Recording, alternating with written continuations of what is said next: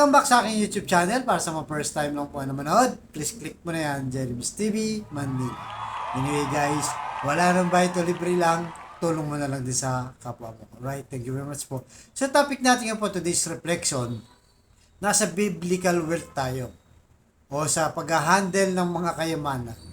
Yan guys, totoo yan, kayamanan kahit hindi tayo mayaman sa ngayon. So binigyan tayo ng Diyos ng lakas, katawan natin, di ba? Para gamitin, para pagyamanin ang ating buhay, para maging productive tayo. So ayon sa Kawikaan, chapter 10, verse 4, ang kamay na tamad ay tiyak na magdaraop, ngunit magbubunton ang yaman ng yaman ang kamay na masinop. And guys, napakasimple lang, di ba? Pero napakagandang mensahe. Sabi niya, pagka ang kamay mo, tamad ka, magdaraop ka o magugutom ka. Kukulangin ka ng pagkain. Pero pagka ang kamay mo naman ay masipag, magiging masinop ka at magkakaroon ka ng kayamanan. So siguro sinasabi mo ngayon na, paano hindi naman ako mayaman ngayon, di ba? Mahirap lang ako, ordinary tao lang ako. Paano naman ako magmamanage ng yaman o kayamanan, di ba? Siguro sa ngayon, gaya ng sabi ko, hindi tayo mahirap, ordinary mamamayan ka lang. Pero siyempre, kung may mga anak ka naman na sinisikap mo mapag-aral, baka darating yung araw, sila yung magbibigay ng yaman sa'yo. Kasi sa ngayon, nagsisikap ka sa kamay mo, di ba? Nagsisipag ka para may pantustos. Una, sa suporta sa pamilya, yung pagkain, lahat ng mga bills. Pangalawa, yung pag-aaral, di ba, ng bata. Nasusustentuhan mo habang yung panahon ngayon ay estudyante pa sila. Pero darating yung araw, matatapos din yan. Lalo na kung talagang binomotivate mo yung mga anak mo na mag-aral ka ng mabuti para maganda yung kinabukasan mo. So marami pong ganang istorya na nagsimula sa wala talaga. Dahil tayo mga mahihirap, guys, tayo mga mahihirap, hindi naman tayo pinanganak na mayaman. Mga parents natin, marami sa ating bansa na ganyan. Parents natin hindi mahirap, kaya nung nawala sila, yung iba, naiwan pa nila, imbis na kayamanan, mga utang pa o mga problema. So ngayon, paano yun mapuputol? Kaya meron tayong kasabihan, kung ang kayamanan ay namamana, ganun din ang kahirapan, namamana rin. Namamana rin natin, o may pamamana rin sa ating anak, kung hindi mo yan puputulin. So, anong sikreto? So, ang sikreto niyan, lagi natin itong naririnig, di ba? Ang kabataan ay ang pag-asa ng bayan. Pag sinabi mo sa anak mo, mag-aaral ka na, dahil wala akong may pamamana sa iyo, kundi ang pag-aaral na hindi mananakaw sa iyo. Siyempre, bukod na ang pinaka-importante ay yung wala akong ipamamana sa iyo, kundi ang matinding pananampalataya ko sa Diyos, anak. Di ba? Yung isama mo yung anak mo sa simbahan, dasal, hindi naman perfecto na banal tayo guys, pero siyempre sisikapin natin mas maraming majority sa ginagawa natin ay sa pananampalataya at gumawa ng mabuti at sa pagsisikap. So yun guys, so kung darating ang panahon yung mga anak natin ay mapag-aral natin at matapos sila, magkaroon sila ng magandang trabaho at magkaroon sila ng magandang negosyo, di ba? So madadamay na tayo doon. So, ibig sabihin, yung lakas natin ngayon, na ginugugol natin, hindi man tayo mayaman, okay lang yan.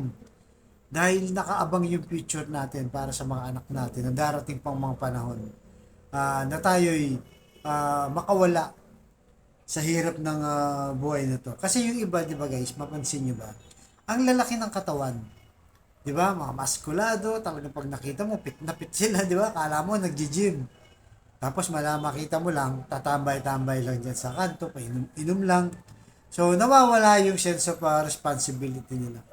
Imbis na makatulong sila sa kanilang pamilya, ano mangyayari? Magdidilensya pa. Sasabihin, tol, sis, baka meron kang dyan, baka meron kang pang-yosi naman dyan, no, please. Ganyan, diba? Pang-toma naman dyan, birthday ko ngayon. Yung mga ganyan ba, diba? So, sa iba naman, imbis na magkaroon ng responsibility, halimbawa, yung mga ibang lalaki, di ba? Anak ng anak, Tapos pagkatapos magkaanak, iiwan lang yung babae. Hanap na naman ng asawa, magkakaanak naman. Tapos wala namang sinusustento sa mga anak niya. Walang binibigay na sustento. So, sino ngayon ang magdadala nun o sasalo ng mga ganong problema? So, wala namang iba kundi yung, halimbawa, yung magulang ng babae, di ba? O yung kapatid ng babae, yung tatay ng pangasawa na babae. Sila yung magbubuhat ngayon na instead na ikaw na magbigay ng responsibilidad mo, magbigay ng suporta sa anak mo, pinapabuhat mo pa sa mga magulang na naanakan mo, yung mismong babae na naanakan mo. Diba? Ganun guys, marami ganyan. Yung iba naman, easy money. Gusto nila yung illegal lang, di ba? Kung illegal tayo, yung mga bibibenta ng shabu, kung ano pa, di ba? Kasi instant money nga naman, di ba? Nandiyan na kagad yung pera, hindi mo na kailangan paghirapan. O yung iba naman, may pera naman, pansukan natin para yumaman tayo kagad kasi malaking tama dito. So, magkakasino sila o mag-online sabong, di ba? Tapos instead na makakarami ng pera, kumita, nawawalan pa. Minsan magsasanla pa sila ng mga kung ano-anong gamit nila para lang makabawi sa sugal. Pero at the end of the day, talo pa rin sila. So, yan po ang ilagay natin sa ating positisipan na sana maging responsable tayo. Kaya nasabi ko, kung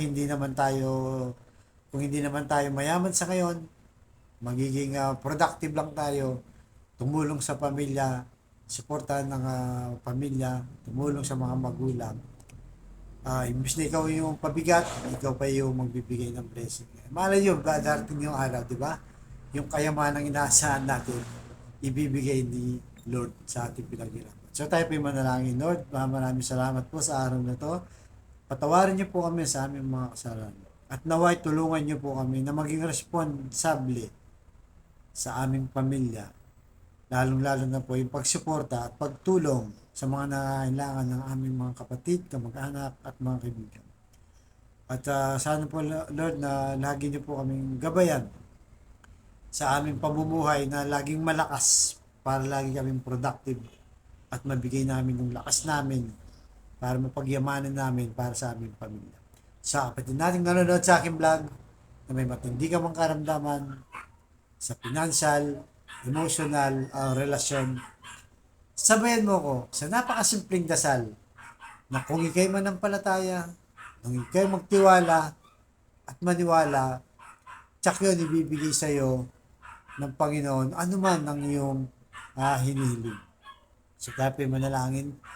Lord, bless niyo po ngayon ang kapatid namin nanonood sa aking vlog. Lalong-lalo na po yung may matinding karamdaman. Stage 4 cancer na Lord. May taning na sa buhay. Bedridden na po Lord. At kung ano pa mga karamdamang bumabarit sa kanyang katawan. Ipuhin niyo po Lord ng iyong mapagpagaling na kamay. Haplusin niyo po Lord. Yakapin niyo po. Tanggalin niyo po Lord ang kanyang magbigat na nararamdaman, yung sakit sa kanyang katawan. At sa mga pamilyang nagkawatak-watak, nagkasira-sira, pagbikis-bikis niyo po muli. Balik niyo po ang dati nilang magandang relasyon. At sa financial Lord na kailangan po namin, i-bless niyo po ang aming hanap buhay. Lalong-lalo na yung mga kapatid namin, walang-wala. Ultimong pambili ng bigas, ulam, pamasahe, pambayad ng kuryente, tubig, bahay, at kung ano-ano pa Lord. I-bless niyo po ang aming anak buhay. So, lahat na ito yung hiling namin sa matamis na pangalan ng ating Panginoon Jesus. Amen and amen. To God all be the glory. Sa ngalan ng Ama, ng Anak, ng Diyos Espiritu Santo. Thank you very much po.